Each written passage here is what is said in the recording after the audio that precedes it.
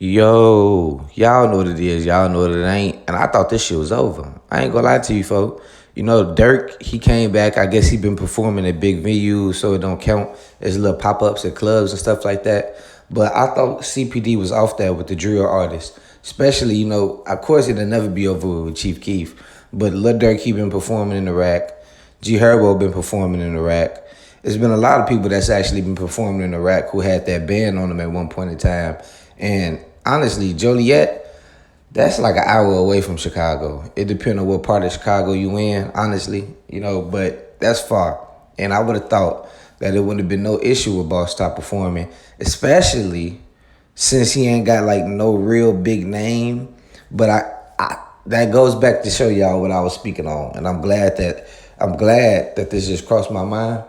Cause I did a video with Truth Teller not too long ago, and I was explaining how the drill culture blew up. It blew up just as big as trap music. You know what I mean? Trap music and drill music go hand in hand, honestly, almost. And that means the police, they have to do their research on these artists. They gotta evaluate people with social medias. So just off back, they know Bosstop of BD. And then especially if you go back to some of these police reports, like when Chief Keef had his house broken into, and it turns out that Bosstop in the police report now, I don't know what all was reported, but it was nothing mentioned of clothes, diapers, deodorant, nothing like that. It was just cars and a chain and an iPhone that was mentioned in the police report that Bosstop allegedly stole. And we all know what happened, the backlash. Chief Keef actually just spoke on this not too long ago. He said, nigga acting fishy, get hit with the fin, broke in my house, he won't do it again. You know, he finally responded to that situation. Because we ain't heard Chief Keef speak on that since 0 to 200 or 250, however it go. And since Bosstop's name was in that police report, he did 7 years for a home invasion. The police know who he is pretty well. And honestly, you know, we all exactly know what happened with Bosstop recently. He got shot a couple times. His friend got shot. Another O-Block dude died. So they in fear for retaliation from everything that's been going on in the streets.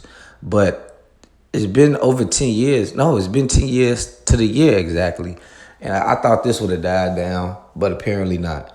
CPD they not gonna forget. And the CPD is one of the pettiest police districts in America. Chicago has really a corrupt police system.